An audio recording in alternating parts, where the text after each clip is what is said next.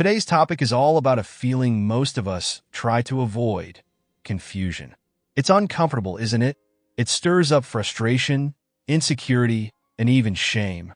Many people have been harshly criticized for not understanding things early in life, creating a lasting fear of confusion that follows them well into adulthood. When we encounter confusion, it's as if a survival instinct kicks in, urging us to escape. But what if confusion isn't a signal to run, but an invitation to explore? Confusion, when you strip it down, is simply the mind's way of saying, there's more here to learn. It's part of a group of emotions called epistemic emotions, which are crucial for learning and growth. Think of it as a mental alarm bell, nudging you to dig deeper, expand your understanding, and move beyond the surface. In his book, Think Again, The Power of Knowing What You Don't Know, Adam Grant puts it beautifully. I need time with my confusion. Instead of something to avoid, confusion can be seen as a signpost pointing to an opportunity for new insights. It's telling you that you're about to enter new mental territory, and that's not something to shy away from. Yet, so many of us instinctively push confusion aside, preferring to retreat into what's familiar and comfortable. After all, comfort is one of the most intoxicating drugs of modern life.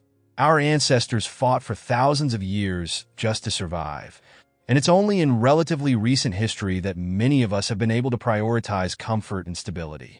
It's no wonder we cling to the known so fiercely. But here's the thing: comfort can be a trap. If you always retreat to the familiar, you're sealing off the parts of yourself that are capable of growth. Leaning into confusion, allowing yourself to sit in that uncomfortable state, is where real transformation begins. How do you transform confusion from an uncomfortable feeling into a tool for self-discovery? Start by leaning into your curiosity. When confusion arises, ask yourself, what is it exactly that I don't understand? What's making this situation unclear? What's triggering my curiosity? This exploration doesn't have to be exhaustive. Even just sitting with the question, allowing yourself to be in a state of not knowing, can open doors. Your curiosity can act as a bridge, moving you from confusion to clarity, one small step at a time. Think of confusion as the mind's invitation to pause and pay closer attention. It's not a barrier, it's a pathway.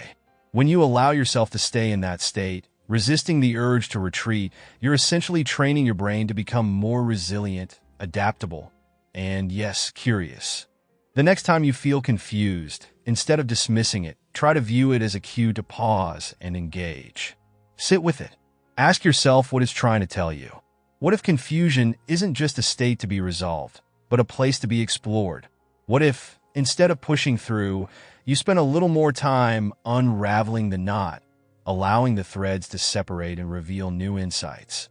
For today's reflection, we want you to think back to a recent time when you felt confused or overwhelmed by something you didn't understand.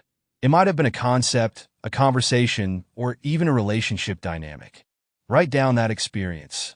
Ask yourself, what was it about the situation that felt confusing? Then, jot down a few things you wish you understood better. Is there someone you could talk to? A book you could read?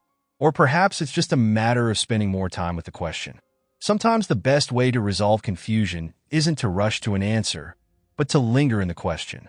Because the questions you ask today shape the answers you'll discover tomorrow.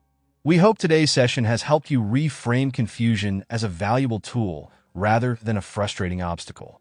Remember, it's not a sign of weakness or failure. It's a sign that you're on the edge of something new. Embrace it, explore it, and see where it leads. We look forward to seeing you back here tomorrow. Until then, stay curious,